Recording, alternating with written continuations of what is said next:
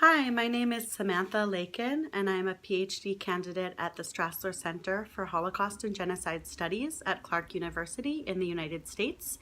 I've been working in Rwanda since 2013, and my research addresses issues of memory and justice in the aftermath of the 1994 genocide perpetrated against the Tutsi and others who oppose the genocidaire and the genocidal regime. I'm excited that you're going to be listening to this digital history project, and I'm looking forward to sharing my knowledge with you. The first question you ask is about the difference between genocide and mass killing or mass atrocities. And genocide, in terms of an international crime, is defined as the intent to destroy, in whole or in part, members of a racial, national, ethnic, or religious group. And how this differs from mass killing or mass atrocities, also known as crime categories in terms of crimes against humanity and war crimes, is that genocide has the intention to destroy, meaning that it is desired or intended to wipe out or exterminate members of one of these groups. That can be through killing, that can be through displacement, it can be through forced transfer of children, it can be through murder, it can be through many different methods, but the point is that there's an intention, there's a premeditated desire to get rid of this group. Crimes against humanity are extreme breaches of human rights that take place often during wartime, but are not against soldiers. They are against civilians, including men, women, and children, but they are not with the intention to destroy the group. They're generally sometimes seen as collateral damage or people who die along the way, but there are also anti-civilian ideologies that are inherent in crimes against humanity in order to intimidate or harm or dehumanize members of the civilian population of the enemy.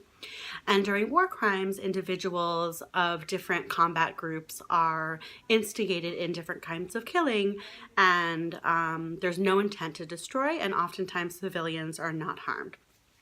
The most difficult thing about proving intent in genocidal cases is that many times the intent is not well documented.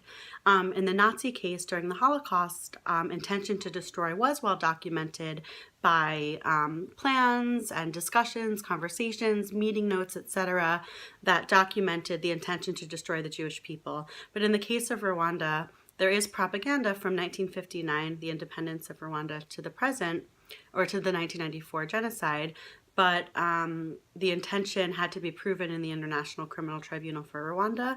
It had to be proven in national courts and also in other courts in order for it to be determined as genocide. So those are kind of the main differences between the three main crime categories: the crime of genocide, crimes against humanity, and war crimes.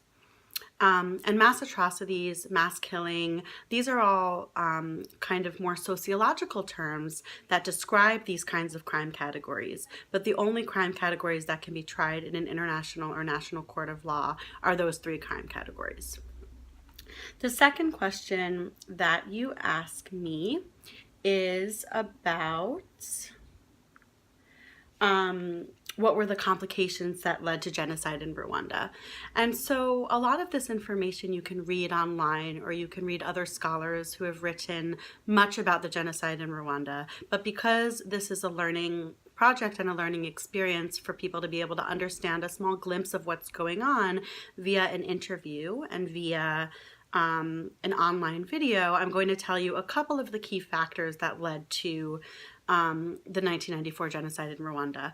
So essentially, the categories of Hutu and Tutsi in Rwanda, Hutu being the majority of people and Tutsi being the minority, in addition to the Abattoir or the Twa people, essentially these are categories that were always in Rwandan society, but they didn't become specifically meaningful until the Belgian colonizers came and started to implement and make these these categories more salient and more meaningful, meaning that they identified these categories, which were originally social classifications, meaning that people could move from being Tutsi, which meant you were more wealthy and were a cattle owner and had some form of wealth via cattle, or a Hutu, which meant that you were working on the land and you were often a client or someone who was borrowing and working off of the wealth of someone who had cattle. So these concepts were fluid and also did not denote much about ethnicity, or did not denote much about salience in society, meaning they weren't the most meaningful categorizations. When the Belgians came with race ideology and an obsession with eugenics, they essentially solidified these categories, and especially putting them on identity cards, where people were with over 10 cows were considered to be Tutsi, the rest were considered to be Hutu, and kind of these Aboriginal people were considered, or the original people in Rwanda were considered to be Twa. So it was about 15% Tutsi, about 85% Hutu, and less than 1% of Twa. And these categories became formalized. From there, when independence came to Rwanda in 1959, starting then until 1962 or 63, the Hutu individuals claimed power, and specifically extreme Hutus, not all Hutus, but very extreme Hutus, came to power and started to discriminate against the Tutsi. They didn't give them positions in They didn't give them positions in government. They didn't give them positions in school. There were quotas on who could study, what kind of jobs you could get, and this kind of discrimination policy continued. And as the Kayibanda regime and the Habyarimana regime played out, those two regimes you can look up online, both of which were extremist Hutu regimes, there was higher and higher discrimination against Tutsi people, many Tutsi of whom fled Rwanda between 1959 and 1990, and started to live as refugees in other countries. And so one of the key turning points was in 1990 when the Rwandan Patriotic Front, which had been a group of mostly exiled Tutsi, but also other Hutu who didn't agree with the genocide, came together mostly in Uganda and formed a movement in order to liberate the country. In 1990, they invaded Rwanda to try and take over and take back the country. The invasion failed, and there was fighting. And in 1992 and 1993, the Arusha Accords were arranged in Arusha, Tanzania, to try and bring peace and broker peace between the Rwandan Patriotic Front, the exilees, and between the Habyarimana government in Rwanda.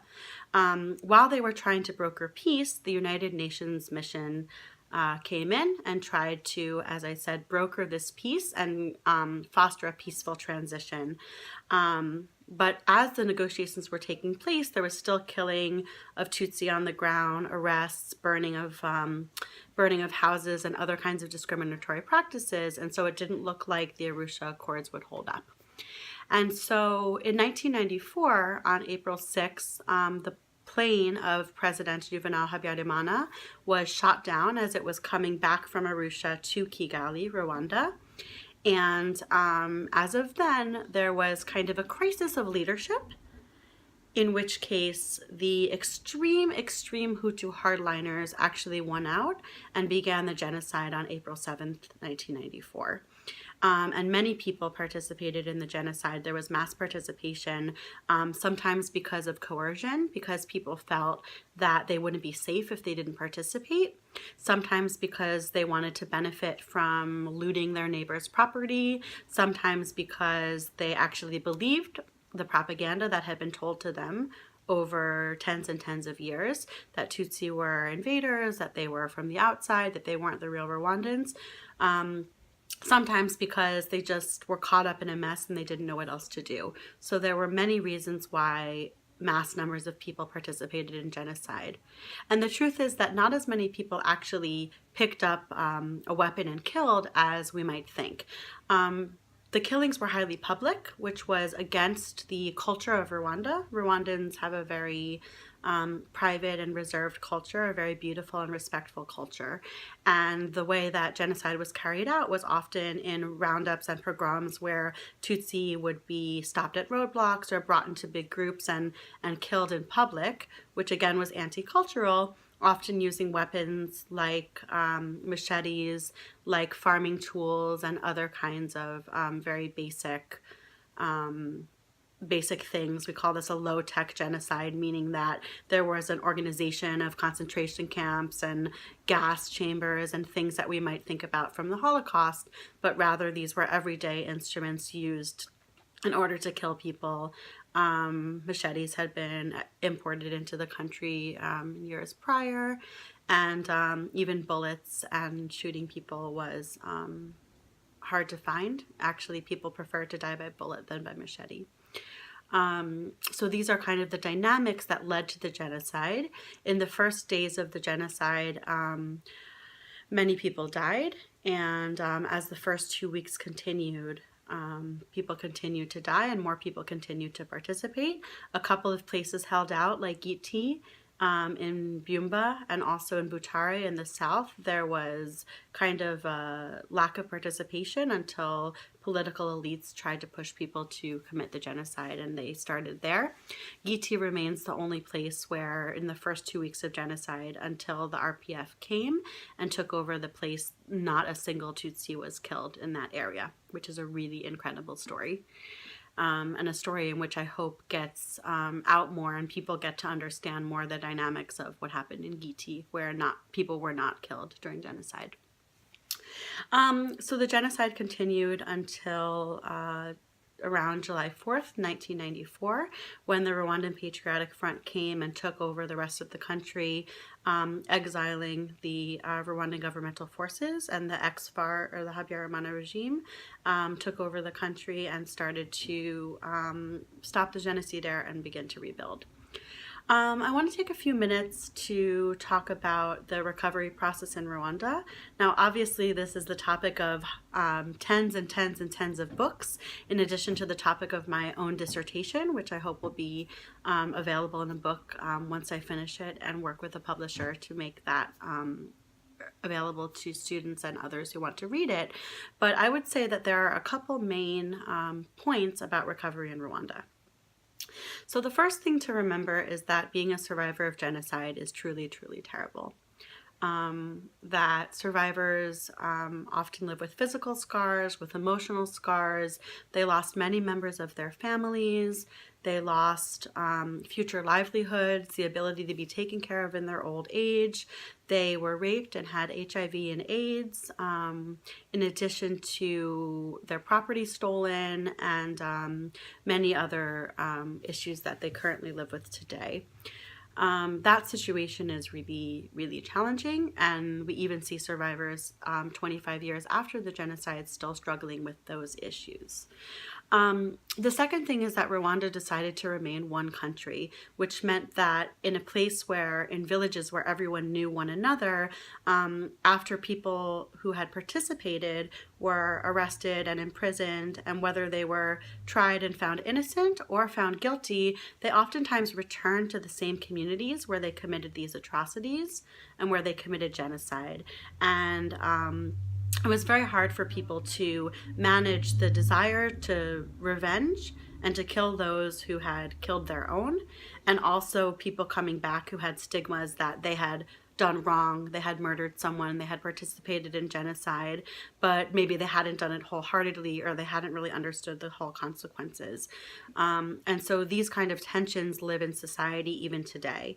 And while Rwanda has come a long way between the Gacaca courts, which you can look up online, which are acts of local justice that took place in Rwanda between 2000 and 2012, between the International Criminal Tribunal for Rwanda, which took place in Arusha, founded by the United Nations in 1995, again, which you can look up online, and also national prosecutions in Rwanda and in other countries like the United States, France, Belgium, the Netherlands, and the United Kingdom.